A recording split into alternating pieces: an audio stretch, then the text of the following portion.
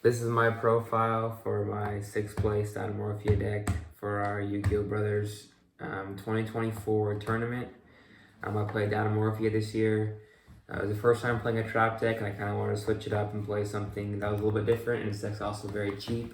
So I figured it would be a good option to run and kind of switch things up because, you know, my older brother, he's the trap guy, and then I gotta play some traps and surprise some people by setting 5 and passing, so that's pretty cool. So we'll get into the main list here. I played a pretty standard Dinomorphia package with 3 Thresia and 2 Diplos. Diplos doesn't necessarily do that much for you on your turn when you just summon them. You can just send a Dinomorphia card, and that's not the greatest thing, but Thresia is the one where she sets a card, so that's a great card. You definitely got to max out on her, and you don't necessarily need those. But if you were worried about the grind game, then playing 3 Diplos is definitely a good option because sometimes you can run out of materials for fusing. And then for other monsters, I was trying to add some fun cards into this deck, and I definitely did that with 3 Heavenly Prism and 2 Lady Labyrinth. Heavenly Prism is goated. If you're running any trap deck, this is the deck. This is the card to run. This card is unbelievable. You can set any trap card you want after its effect. You can set Judgments, you can set Iron Thunders, you can set Ferret Flames, you can set anything you want out this card. It's so dang good, and you should be running this card in any trap deck you play. Lady Labyrinth, I thought was a cool tech card. You can kind of just sit on her sometimes and just win with her, cycling through normal trap cards, you know, say activating like an Imperm and then setting something else, and then activating that card and then setting, you know, a Ferret Flames, and just kind of cycling through normal trap cards and cycling with her. And that makes her really, really strong. Sometimes these cards can be like a little bit dead in your hand if you can't really get through your traps and kind of get stopped by for some reason, but I never really drew into multiples or had a problem with them. I always found them relatively easy to summon, so I thought these cards were really fun and cool tech cards, and I definitely would play them again in traps because they make this deck a lot more fun. Now getting to the traps, I played 3 Dinomorphia Frenzy, and I played 3 Dinomorphia Domain. These are the fusion cards of the deck. You definitely got to max out with these cards, trying to get your Dinomorphia engine rolling. And when you have these, it can help the duel, because without these, it's hard to get the Dinomorphia engine rolling and getting to the extra deck. So you need to max out on these. That way you can get that, get into Ketchagina and Rextrum.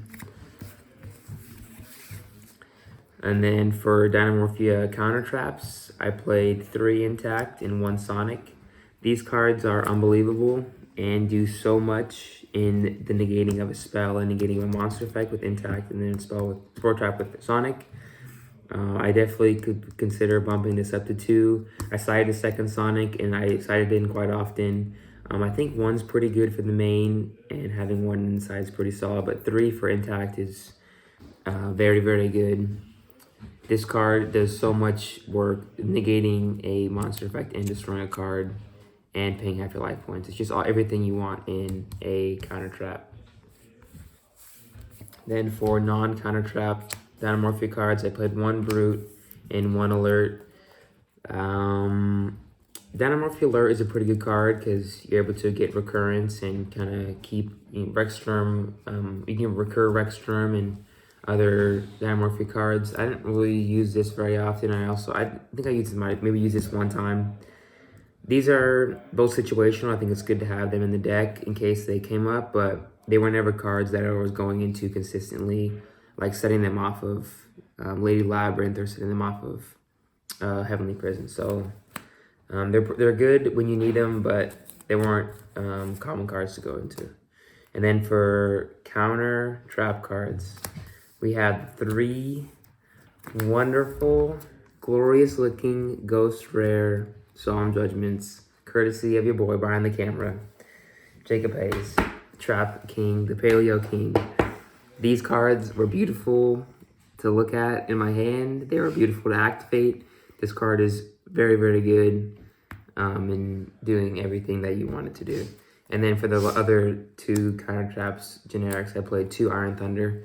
I resorted to playing only 2 instead of 3 because sometimes this card can just be terrible if you have like back row set. And because the downside with this card is if they activate a card in a column that you have a good trap in, and you activate this card to negate that activation of a spell or trap or monster effect, the column that the opponent's card is in, that is the column that blows up. It's not the column that this card is in. So it can be situational sometimes, and once your opponent kind of knows about this card and knows that, oh, they got us be playing cards in the columns that they want to get rid of my stuff, then this card can be a bit of a downside and can actually be quite crushing if they are able to play cards into my columns. Because then it's like, oh, I don't really want to activate this card, because then say this set back row might get popped, or my Heavenly Prism might get popped because of the column. So this card is pretty good and can definitely help win games, but you got to be careful of the fact that it can turn on you with depending on the column that card's being played in. Getting into some basic normal traps, we have 2 trap tricks, 2 ferret flames, 1 dogmatica punishment, and 1 eradicator epidemic virus. The trap trick is solid. It's definitely worth playing. It's able to get to other normal traps quicker and just have access to basically any normal trap that you want it to be, whether it's ferret flames or a Dinomorphia fusion spell, all those kinds of things. Ferret flames, this card is unreal good because it targets the player, so it's basically non-targeting removal. You can remove humongous, unaffected, boss monsters with this card, and because you're always going to be pretty low on life points, so you can really get rid of some big monsters with this. Definitely a great card to play. I opted to running 1 dogmatica punishment. I thought this card had sneaky good value, and I didn't run. Part of the reason is this: I didn't run Brave Eyes in the extra deck to combo for the Soul of the Supreme King Summoning ZR combo, which left me an open spot in the extra deck. So I just opted to running a single Entis in this, and having this to do a pop of the monster and a pop of maybe a back row or another monster. That was pretty solid. So that's why I ran this. And oftentimes you're not really too worried about skipping an extra turn of not summoning from the extra deck, because you can rely on your traps. You can rely on Lady Labyrinth or Heavenly Prison, and sometimes you already have Rextrum up when you're activating this card. And then Eradicator, I thought this card would be awesome. It was super low impact today. Did not really do much for me whenever I activated it, but I thought it'd be a fun card to activate and use on people if I got the chance. And I used it a couple times, and each time it just didn't really quite do everything I was hoping it would. And that's fine, because sometimes sometimes you can call the wrong spell or trap, and then they have more traps instead of spells, and that can backfire and all those kinds of things. So it was not necessarily the most powerful card as I was hoping it to be, but it was still decent. And then the last 3 normal traps were the Soul of the Supreme King. This combo is to summon out Supreme King Ziyark and this card in graveyard, along with Supreme King Ziyark. You're allowed to banish this and the Supreme King Ziyark to special summon basically Fusion Dragons, Pendulum Dragons, XYZ Dragons, and Synchro Dragons from the extra deck, and that's pretty cool to do. And this plays half your life points, so that's pretty solid. This card was slightly underwhelming, but it summons a big body. It can help push for game and get over things that are troublesome for, say, your other monsters. And then the 3 hand traps I played were Infinite Impermanence. This card is super, super good. It's able to combo really well with Lady Labyrinth. It combos well with trap tricks, and you can activate from the hand. You can set it. You can take up other your opponent's columns with this. This card is just really good to have as just a staple hand trap, as well as for setting. And then I played 1 of Rivalry. This card was super, super underwhelming. It just didn't really do much in the format we had. I probably should have sided this rather than main decking it, and that's something that I should just learn. I should just learn the format a little better from what we were playing, and kind of made better reads to have the better read in this. So just a little bit poor deck building. And then the last 3 cards for the main were 3 Product Prosperity. For extra consistency, being able to dig through 3 or 6 cards into the deck and find that trap card that you really need. So this was a 43 card main deck, and I thought that worked out well. 43 was solid. I know, playing some fun cards that I wanted to play, and not really limiting myself to, oh, I have to play 40 cards, but, you know, putting myself out to being able to play a fun deck.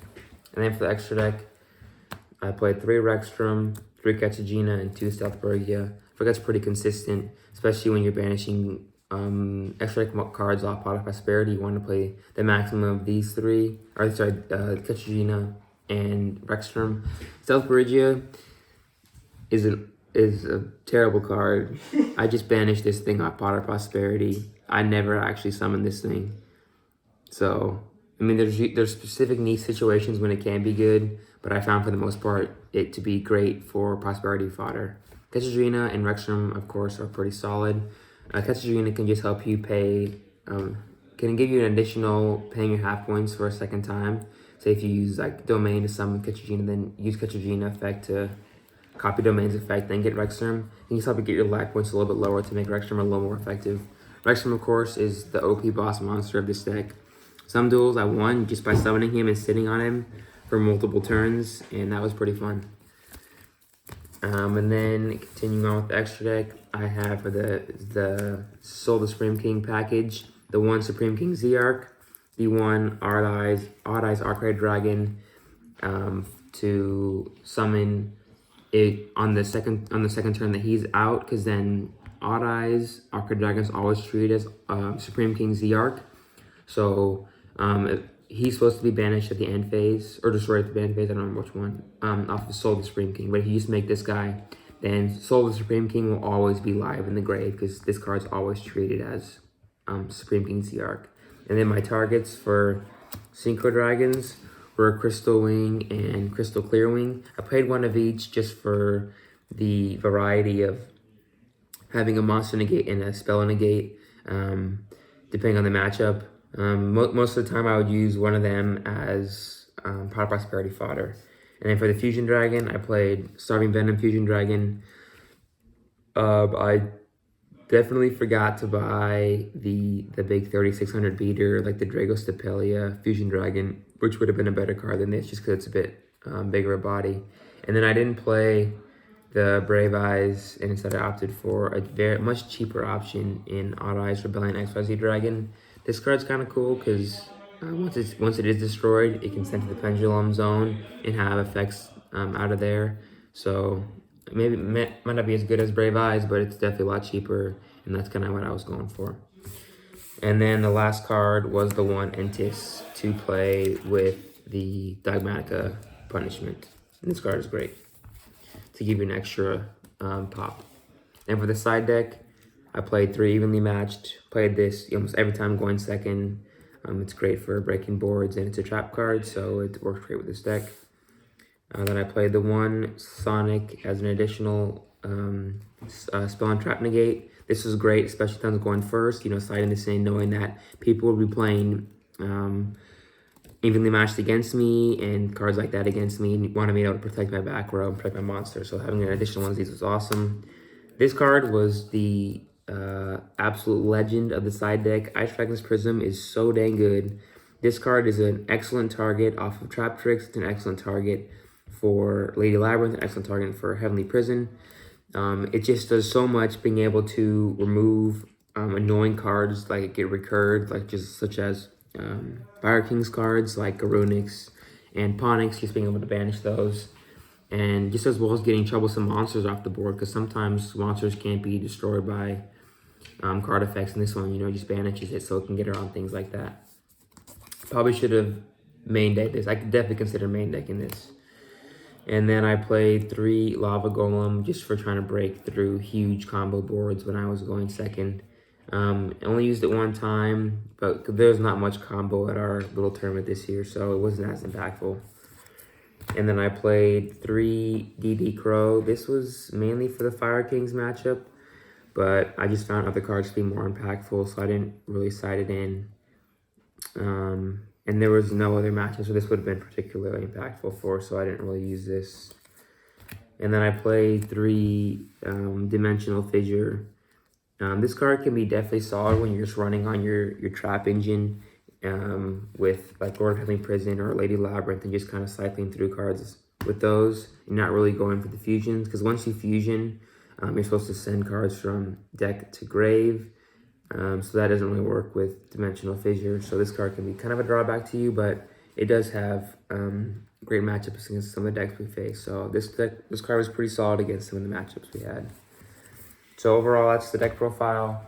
I definitely enjoyed playing Dinomorphia and then allowing, for a different switch up instead of playing combo, being able to play some control, set 5 pass kinds of things. It was pretty fun, and I definitely enjoyed this build. Adding the cool, unique cards like Lady Labyrinth and Lord of Heavenly Prison and some other ones. So definitely play this deck again, and definitely enjoy this tournament. Shout out to all the boys and the bros this year for getting it done and getting some competitive dueling in. It was looking like this might be a not so competitive year, but everybody came out swinging, and it was actually very competitive for the top cut, with a lot of us just missing it by, a single game. So yeah, shout out to the boys and for always having a great time out here. Keep making it happen. Peace.